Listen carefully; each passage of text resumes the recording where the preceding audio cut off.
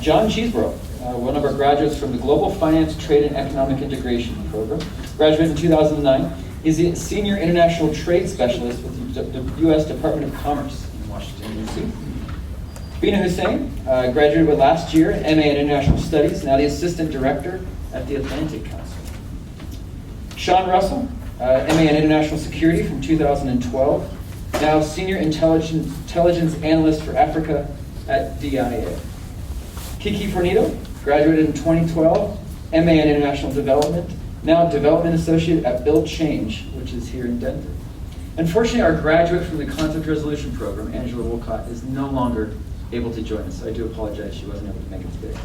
And finally, Mike Smith, 2012 graduate from the Human Rights Program, now working with an organization here in Colorado called I Empathize. So this segment here, we're going to ask them some questions, but really it's up to you guys to ask the questions. So any questions you have for our alumni on what it's like to enter the job market post-Korbel, what it was like to try to get a job in DC, what it's like to try to get a job here in Denver, what are some things they took away from Korbel. All those things are free game, so feel free to ask questions. If not, I'm going to just plant a few questions. So, any questions to start off with? All right, in the back. What was the most stressful thing you faced at first entering the job market? What was the most stressful thing you faced entering the job market? I'll go. Not having a job. I moved to DC right after I graduated. I had no job. I was renting a room in a house, just job searching every day. So I think that was stressful. But I guess one thing I'll mention, in DC there's a very large network of Korbel alumni, and they're all very willing to help. So I had a lot of help to get my job in terms of putting in a good word for me or people I'd met on previous visits to DC. So. And John, too, I think maybe you could speak to this because you were the former head of the Alumni Network in DC. Could you talk about what the Korbel Alumni Network is in DC? Sure. So we have an alumni group in DC, and we organize networking events, social events, career-focused events. And that's something that I plugged into right when I got to DC, and it was great to meet new people. And Brad and I were talking about this. I think there's a sort of instant rapport with alumni if you went to their Korbel school. Because if you're in DC and you went to one of the schools in DC, everybody did that, right? If I run into another American alum, it's like, okay, great, yeah, we all went there. But Korbel, I think there's just, you went to Denver, talk about how you missed the mountains, and people were very willing to help. So I will say there's a very strong network there, and that was just very helpful in terms of finding a job. I think for me, just going back to the most stressful thing going into the job market was really making sure that I was going to get paid enough. Here in Denver, there's not a ton of large nonprofits, so kind of making a sacrifice on pay, but also making sure that I can cover my loan payments and take care of my family since I am married and have kids. So. And his cell phone might ring at any minute. Their wife is expecting a child.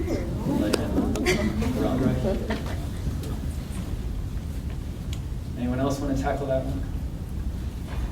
I'm in the Army, so I had a job waiting for me. It's always you can join the Army; they're always hiring.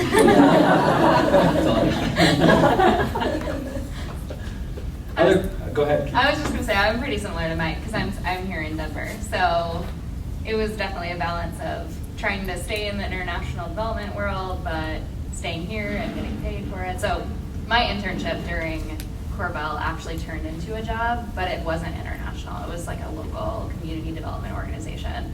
But that gave me the time to look for a job that I actually wanted. So I think I was stressed out about the money thing too, but it kind of all worked out. And I think my situation was a little bit similar to Kiki's. My internship in DC turned into a job offer, so I had already secured a job before I graduated. Other questions? Yeah. When you were looking at graduate programs, can you tell us a little bit about where else you were looking and why you chose DU? I had nothing for the last one, so I'll start. So I looked at Kennedy School, I looked at NYU, Columbia, a couple of pretty good schools. The thing that made DU stand out besides the location, just by show of hands, how many people are coming right from undergrad? Sort of a minimum. You guys are a minority. very, very few people that I met at Korbel were right out of undergrad. So right away, you're getting a much older demographic. We've got a lot more experience and life experience. A good buddy of mine who went to Harvard to get his degree, same age, 38, 39. The age he was older than most of his classmates by about 10 or 12 years. That is a huge difference in what older students bring to a program. So as opposed to, you're 28, 29, and everyone else is 22 and they haven't really done anything, but they don't want to start in the real world, you're going to interact with people who have a lot of different experiences in Peace Corps, USAID, NGOs, background in Europe, things like that. So the experience that the class brings to each class is a really, really great benefit to it that I didn't see elsewhere. Yeah, and I think I only graduated last year, and I think when I went to Korbel, there was a good mix between people who had a lot of work experience and between students who came straight out of undergrad. But I think what attracted me mostly to Korbel is the fact that you have so much flexibility in what you want to study. I mean, yes, you get a degree, in my case, international studies or GIFT or human rights or whatever, but what you study within that degree is completely up to you. And that is a freedom that, well, probably most other graduate schools do not offer. Yeah, I looked at schools in Boston, DC, Monterey Institute, and Denver, and I came to this same event prior to deciding, and this was sort of, for me, the turning point.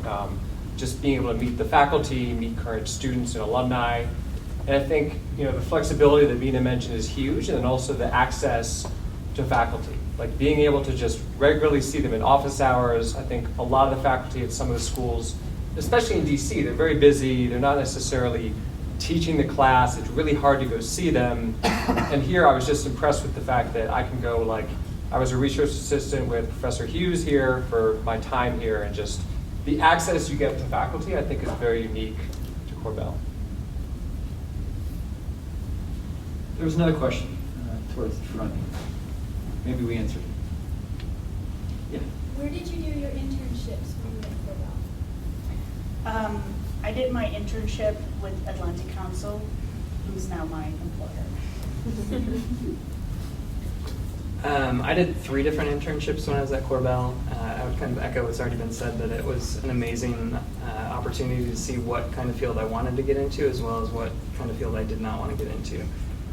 So out of those 3 different internships, I worked in Ethiopia with the Center for Creative Leadership, doing refugee and women's empowerment programs. I worked at I Empathize, where I'm at now. And I also worked at Oceans Beyond Piracy, which is also here in Colorado, doing more piracy focus and Somalia focus. But out of all of those 3 opportunities, I had job offers, and I still am in contact with all of those organizations. So I think it's a huge, huge way to really set yourself up well for when you graduate. I had a little bit different experience. I worked at the embassy in Morocco for a year, and I was able to explain to Susan Rivera, kind of outline what I did. Here's what you guys require of an internship program. Here's what I did. All these points sort of match up. Can I validate that? I was here under a compressed timeline. So if one of your concerns is, hey, it's going to take me 2 years to finish, it seems really difficult, they will work with you to set up a schedule. And Brad was also instrumental in helping me set my classes so I could get done in 5 semesters instead of 2 years. But I was able to validate my internship requirement. And I'm a returned Peace Corps volunteer, so at least when I was in school, it's still the same, right? Still the same. Practicum. So I did a practicum versus an internship, so I stayed here in Denver and I had to serve a local community, and that's the internship that ended up turning into a job. So it was a really interesting experience. It kind of got my hands, it was a really small nonprofit, so I did everything from volunteer engagement to planning an event to sweeping the floors. It was kind of no joke. I mean, this was a really tiny nonprofit, so it was really a good experience for me to build on. Yeah, I did 2 internships, one with the State Department at the Embassy in Argentina and one with the Commerce Department office here in Denver. And I think the internship with Commerce in Denver helped me get my job at Commerce in DC, because once you get through that black box of USA Jobs, I don't know the secret, I don't know how to get through, but if you know people, they can put in a good word for you, so that was very helpful. What about Korbel do you think prepared you the best for post-school? Honestly, for those of you who sat in on Dr. Griffith's lecture, class with Dr. Griffith. No kidding. So first of all, you learn how to write. There was a DU panel at the Pentagon a couple months ago, and that question came up, like the way we learn to write in Korbel, how does it really translate to a DIA or the Pentagon? And it's sort of like when you first learn how to think. So the exact style of writing doesn't translate, but the fact you learn how to think critically, how to question your sources, how to read something and get the point of what they're saying. So having class with him where you come out of it really able to read an article or a journal piece or a study or a survey and take out what actually matters and take out what's not necessarily factual, that served me very well as an analyst. Looking at intel from all different sources and looking at papers and scholarly articles, learning how to write, learning how to read, as grade school as that sounds, it was a very, very valuable skill to have coming out of here. And you'll read and write a lot, so. Yeah, I would echo what Sean said. I think someone once told me that there's two different career tracks. There's for people who can write and people who can't write. And basically being a good writer is critical. And I remember taking a class with Professor Grable where, 300 pages of reading gave me a 2-page summary. So really boiling it down, which is huge. And I think the statistics courses I took here were very useful in terms of, I don't do a lot of quantitative analysis now, but I think understanding the numbers and the trends and being able to look at that. I still use the career department. I think it's a great resource. I did the jobs club. I went on the career connections trips because my intention was definitely to move to DC after, and then I fell in love with Denver. So It happens. it does. there's no change. So yeah, I think the career department is huge, and they'll help you with anything you need, and that goes on forever. As an alum, you can always go back and reach out to them. So. We had a question here in the middle. So I didn't know if any of you guys wanted to talk about your personal journeys with financing grad school and any tips that you may have in making the financial burden less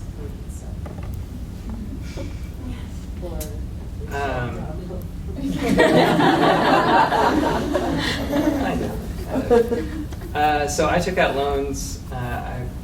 I can be very transparent, I don't care, but I took out about $50,000 of loans and have been working with the Public Loan Forgiveness Program on trying to pay those back within 10 years, doing the income-based repayment plan. So after 10 years, whatever balance is remaining will be wiped out. Based on my very low salary when I came out of grad school, I was only paying about $150 a month at that point. Since my salary's gone up, I'm paying about $250 a month. But if I was trying to do it just a regular 10-year normal payback process, it would be about $600 a month. So the income-based repayment is huge. So if you can stay in the public sector, nonprofit sector, you'll be doing pretty good. I'm gonna skip this question. I was an international student, so for me the situation was a little bit different. I would add in terms of just keeping costs low, that Denver relative to other cities is much more affordable. So I paid $600 a month in rent to live here versus, probably double that in DC. And I actually crunched the numbers. I was looking at Seton Hall's international program, and if I'd gone there, it probably would have been $20,000 more a year just for my living expenses. So I think being here is an advantage, and also I had some income from being a research assistant. So I think that's an option in terms of also working part-time as a student. And Denver happy hours are really cheap. Much cheaper than in DC. Question in the back. I have a question specifically for Sean. Yeah. What would you say with Korbel, with internships, classwork, what prepares you the most for the job you do now? Did everyone hear that question? Okay. Cool. So what did Korbel prepare me most for the job I have now? Yes. I'm going to circle back to the writing. So I've worked in two different, real quick 10-second explanation of what I do. When I first started DIA, I was doing sort of longer think pieces on security in Africa. So somebody higher up would have a question on what lessons has the Ugandan army learned fighting Joseph Kony for the past 20 years. 12, 15 page paper, pretty standard for Korbel. sort of analyzing those lessons learned. Where I'm at now, it's much more sort of short, flash to bang, 24-hour turnaround, single page briefing items. No more than 10 lines, very nuanced language, very quick turnaround on everything from Ebola to Boko Haram to things like that. So going back to the writing, being able to either take a 200-page book and distill it down to 2 pages, take a 2-page article and explain at length what's good and what's bad about it. That ability to take, no matter what the source is, and turn it into valuable information, no matter what format the outcome is, has been the biggest advantage I got here. Before I was good at writing a lot and not necessarily writing things that were interesting or well crafted. One of the schools I applied to was Stanford, and I had been an undergrad in 10 or 12 years, and they wanted a 20-page writing sample. I had nothing from college except my transcript, and they wouldn't take that in exchange for 20-page paper. So over a 5-day snow holiday in DC, I just sat down and wrote a 20-page paper. It was horrible. Not surprisingly, Stanford was not a school I got into. But I feel confident that any of the papers that I wrote here, I could submit and it would meet the vaunted Stanford test. So again, focus on writing. Writing and analysis. Not just volume of writing, but being able to write analysis as well.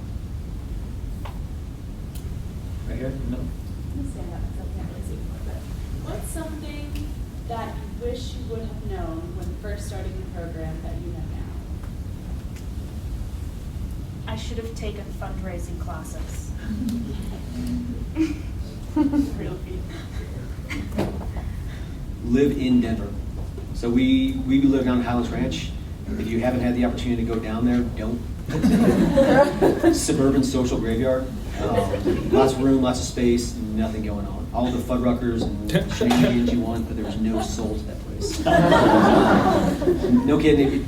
We'll take it off the recommended neighborhood. Yeah. If you get, Denver's a great place. I don't think anybody here would say they hate living in Denver, but sacrifice space to live in a place like Denver where you can benefit from the culture and the social scene and being around your fellow students.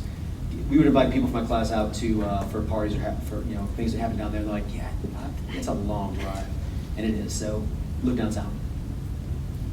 One thing I think I learned while I was here is get to know your classmates, because I had a friend, for example, who just studied the whole time he was here. He had a wife and kids, so he didn't honestly get to know his classmates at all. And then he graduated, he was looking for a job, and he didn't really have that network to draw from. And so, go to happy hours, get to know people, because I think that's just a huge part of what you guys are buying into, right? You're getting the network, you're getting your classmates, these are the people you're going to know for many, many years, and they're going to help you get jobs. And so I think I sort of was all about studying the first couple semesters, and I was like, wait a minute, I have to get out and meet people, and so I think that's a useful thing. That's actually good advice, and to stay enrolled, you need a 3.0. I'm not, because there's no faculty in the room, so I can say this. But I'm saying exactly that. I think the networking you do here, the people you're sitting with next to in class, might actually be the one to get you a job more so than the A you're trying to earn. And I think those networks are pretty powerful when you leave. No one has asked for my GPA, so yeah. It's the first quarter that everyone is stressed about GPA. I think hopefully after that people stop stressing. Get your rhythm after that. Mm-hmm. I would say to reflect that, I also was trying to do too many things, and I was taking 18 credits so I could graduate early, and I was working and I had an internship. And I wish I would have taken advantage of more of the stuff going on at Korbel. I mean, there are always speakers coming in and things during lunch, but it was I don't have time for that. I have to run and go get lunch because then I have to go to work. So I think I would have rather spent, I was only here for 4 quarters, so I'd have rather spent more time taking advantage of the people who come in and getting, doing more networking that way too. I think also, and that kind of related to what John said, but getting to know the professors better. I wish I had done that. I think I left with, yes, knowing professors, but not necessarily being able to go back to them and say, hey, you remember me, And I think because the professors that are here can be a fantastic resource for you as well. They do a ton of stuff outside of Korbel, and they know a lot of people. They're also often people, besides Dean Hill, but they're also, the faculty brings a lot of people to Korbel. So, get to know get to know the faculty as well, as much as you can. One other kind of pragmatic suggestion I would make, if it's been a long time since you've been in an academic environment, call somebody here and ask them to explain what credit hours per class translates to in hours per week. And again, it's only because Brad squared me away that I was able to get away with it. But I got to my first semester, my first quarter, taking 3 classes, got done and realized, wow, I have 90 credit hours divided by 5. Holy crap, I need to do 18 credit hours. Hey Brad, how can I get another 3 credit hours in?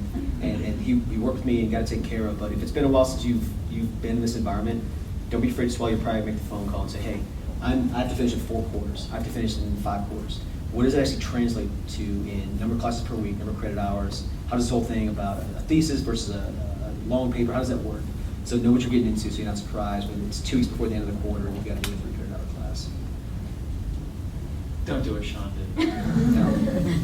True story. Go ahead. What best practice did you have that finally broke you into the job market following Korbel? If you can name one. I would just say networking with your students, with the professionals that they bring into the school as well, for those lunches and after-hour sessions. Use the job through the career office network. Yeah, and one thing I did, this is probably kind of nerdy, but I did both of the trips to DC that Korbel students can do while they're here, and you'll get a ton of business cards. Follow up with those people, right? And what I would do, I would write down information about them, like, oh, Mike Johnson has 2 dogs and a baby, and like I'd write down all his personal stuff. Don't mix that one up. Right. So that later when you're emailing them, you can find common ground. Maybe you're from the same hometown. Maybe you both love ice fishing. Who knows? Like, you're not going to develop rapport with everybody you meet, but those people you do are going to be a huge asset. And so I also had like an Excel spreadsheet of everybody, and I would try to like, what's the nerdy term? Cultivate the network. So I would like be like, hey Mike, I read this article about, ice fishing. Hope you're well, John. Like, just like help them remember you still exist, and if you're looking for a job, maybe they'll shoot it your way if they hear about it. I wanted to interject real quick. How does one network with DC? So what was your experience in networking when you're not there? You kind of hit on it there. Yeah, I mean, doing the trips to DC was huge because you do have to be there to sort of meet people, and that's probably one thing you guys are thinking about. Well, DC's got all these schools and organizations there, why not DC? And sure, DC is great, but I think one thing a lot of students there, they're so focused on internships, they're not necessarily getting a lot from their academics. It's something they have to do to get that MA, but they don't honestly have the time to do a lot of work. And not to sort of poo-poo the schools in DC, they're great, but I think, focusing on your studies here, and then you can go to DC and work the Korbel network. You can do internships there. Is the Maxwell program Still going? still there? You can go there for 6 months and do an awesome internship while you're a student in Denver. And that's actually what I did. I took advantage of the DC semester Korbel offers, and I added my summer to it. So instead of doing a 3-4 month internship, I ended up doing a 6-month internship. And that's also 6 months of meeting people, getting to know new people, and just see what DC is like, whether it's a place you actually want to work and live or not, which you may realize there as well. And you have to be a little bit strategic about how you go about these things to get what you want. Don't be afraid to approach professors and find out who knows somebody in DC. I mean, we keep harping on networking because it works and we've all done it. As of half an hour ago, you all know 3 more people that live in DC. It's still some years before you guys would look to move out there, but people that live in DC or who know people who live in DC are everywhere. Go to your professors. Go to, everyone here's got some sort of social networking site, right? So put on Facebook. Hey, does anybody know somebody working in the security sector in DC? And ask for an introduction. Stuff as simple as that is a good way. Talking to people I work with who network, that was huge. Just reaching out, be a little bold. Don't be afraid to write to somebody and say, hey, I met Joe Smith the other day. He mentioned you work at such and such organization. Just want to send you a couple questions. Just sort of establish a real informal relationship and see where it goes. Yeah, and I'll quickly plug, there is a Joseph Korbel DC Alumni Facebook page that we set up, and people do say, hey, my organization is hiring. Let me know if you're interested. So it's just this very informal page, but people are there and just throw a job opportunity. So Obviously, the internships are a really important part of this, and the problem I'm having is I'm interested in a couple different things.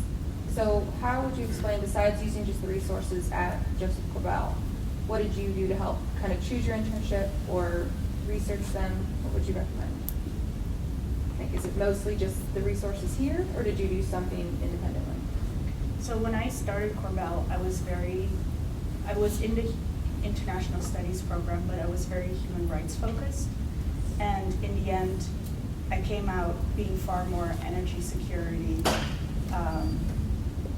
in the Middle East concentration. That's what I ended up with.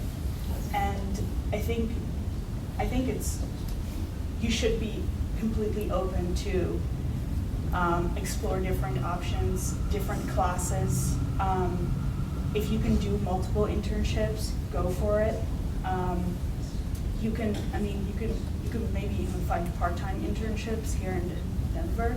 So, just be open-minded and try to do as much as you can to figure out what it is that you want to do, because you're gonna come in and think, oh, this is what I want. You're gonna go out and realize you're end up in doing something completely different.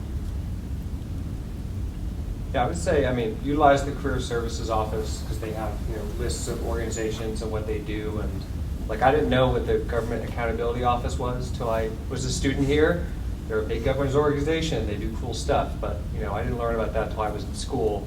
And I think to Bina's point, specialize in something. It's great to come and take 20 different classes in 20 different areas, but it'll be more challenging to sell yourself after school with that. So I came in and I was like, I'm doing economic development in Latin America. I don't do that now, but I had a lot of focus in that and sort of targeted everything towards that. And whatever you end up doing, most likely you're going to specialize in something. Sean is a very specific area he does. He's not an expert on the whole world and what he does. So if you're interested in something, I say, keep your broad interest, but try to specialize and focus so that when you're selling yourself, you can sort of say, well, I'm very knowledgeable about X. Find a mentor is too strong a word, but find a professor that you respect and go to them and say, hey, here's some options I've got. We had a class together, or I hear you work in this area. What do you recommend? Here's kind of what I'm looking for. Here's what I'm looking at as far as an internship. What do you think? Or do you know getting back to networking, do you know of any other opportunities that might be a good fit for the areas I'm looking at? I think with my 3 internships that I did, one was one that I found on my own and knew that I wanted to work with an organization like that. One came through a fellow student who was a year ahead of me and had done this opportunity the previous summer, and she was presenting that opportunity to other students. I was able to take advantage of that.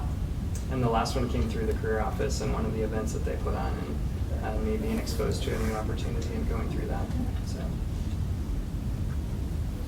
Other questions? Sorry, can I just add one thing? I think to have a niche, to have something that you know a lot about, actually makes you a lot more marketable in your job in finding a job, because if you're too general, people aren't going to hire you. So you're going to want to focus on something specific. From your experience in the job field, what are some skills or the main positions that you see or maybe forecast for the next couple of years? Fundraising, yes. Always. Yeah, it's out there. People don't want to do it though. So I think that's why there are always jobs available. I'm partial to Africa because that's where I've been focused the last couple of years, but Ukraine and Russia and China get a lot of attention, but there's a lot of stuff going on in Africa beneath the surface. There's a lot of security involvement, there's a lot of economic development, there's a lot of foreign countries that are trying, a lot of countries outside of Africa that are trying to get set up there. There's a lot of stuff going on, and if you can place yourself somewhere in Africa, my personal opinion, not DOD's, I think it's an interesting place to build a niche, like Bina was saying, and kind of hang on. The federal government in general will be growing just because you have a lot of people retiring. And so I know at the International Trade Administration where I work, we're hiring like 100 people in the next year. Because just a lot of people are leaving and there's all these vacancies. And I think that's pretty kind of true across a lot of other organizations. So considering the federal government, I think it's very interesting work and it's going to be, I think, a growing area. in the back. Y'all talked a lot about what y'all liked about the Korbel school. Is there anything y'all didn't like? Brad won't allow us to talk about it. We were briefed before. One thing that I, and it has nothing to do with Korbel except the location, nobody swings by Denver on the way to DC, right? So if you go to Georgetown, if you go to American University, if you go to any of the schools up there, they always have these great panels of speakers that come by. And they drop by, former ambassadors and former heads of state and all that. We got some really great ones while I was here, mostly graduates. So General Casey, Madeleine Albright, Condoleezza Rice. We get some really big names, but they're, I'm not one often who they are, but one often that when they happen. You know, all kinds of ambassadors retired to DC. You can't swing a dead cat in DC without hitting a guest speaker series, which is great. I wish that Korbel had the opportunity to bring more people in, but that's just sort of the reality of where it's located. So nothing against the school, just the location itself. I think that has changed a bit. Yeah. No, has it? Yes, because when General Casey's actually back there right I now. I can retract my comments.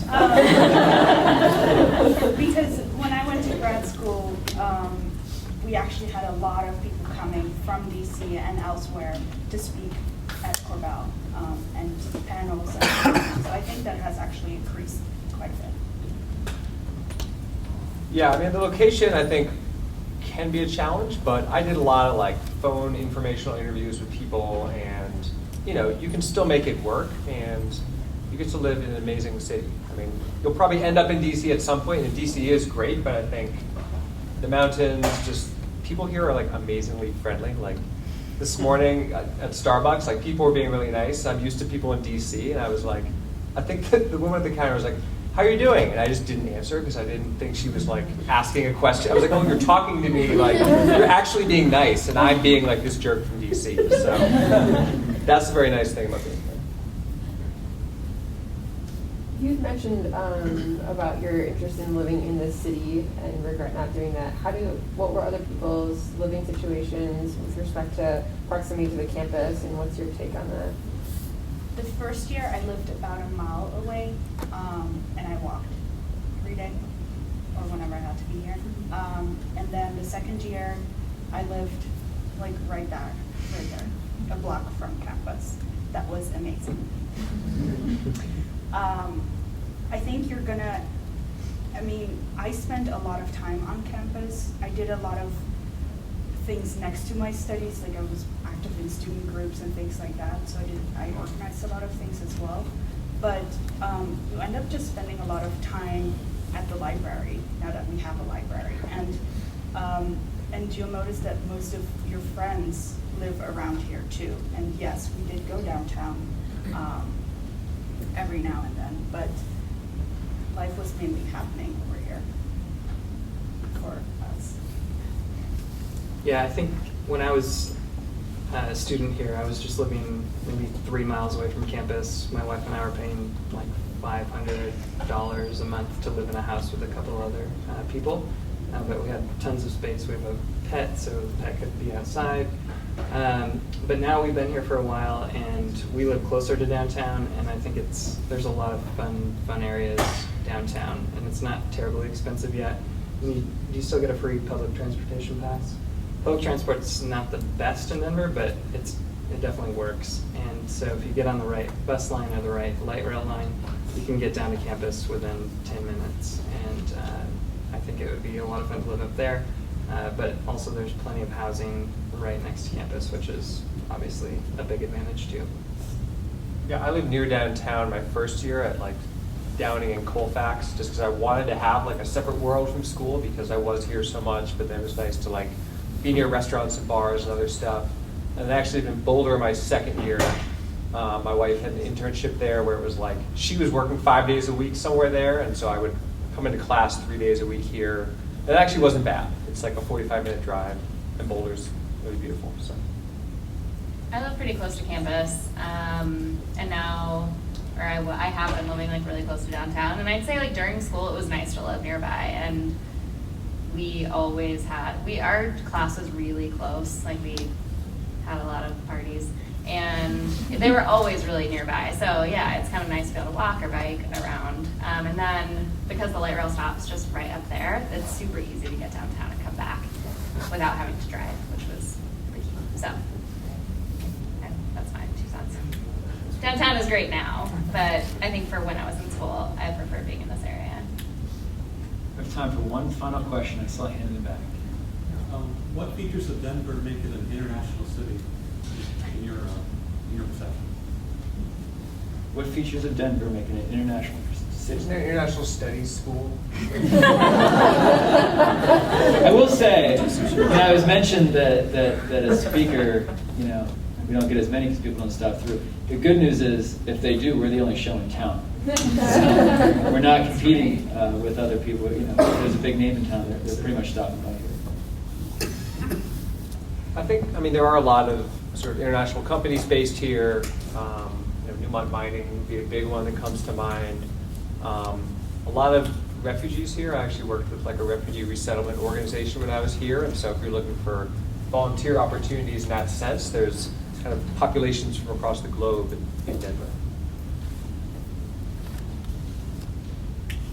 And isn't Denver like the second largest government city? It's now third. Oh. Third largest federal hub of employees. Yeah. I mean, I think what makes Denver international, I'll take this one. What makes it an international city is just what makes any city outside of DC an international city. DC is an international city, obviously, because there's lots of embassies there, there's lots of international individuals there. What makes Denver unique is just the cultures that are represented here, the languages that are spoken here. You can get some great Thai food, you can get great Vietnamese food. There's different pockets that are different pockets of neighborhoods that represent different cultures. I think that's like that in any city. You're going to be able to find what you want. If you're looking for a very unique Asian grocery store, we've got several. You can get what you're looking for by and large. And just Korbel itself is actually really an international school. As an international student, I was one of 40 or something, or 30. We're 16% international students. Yeah, and also even the Americans that came to Korbel, sorry to differentiate, but most of them had some sort of international experience. So, the person you were sitting next to had traveled for God knows how long through Latin America, or did volunteer work somewhere, or did Peace Corps. We have a large Peace Corps community, and so I think even within the school itself, you're among internationals all day, every day. All right, we're going to move on for another graduate, but I want to thank you guys because I know that you've taken time away from children who are about to be born, children who are sick, jobs in DC, jobs here in Denver. So thank you guys for making it a time to come out.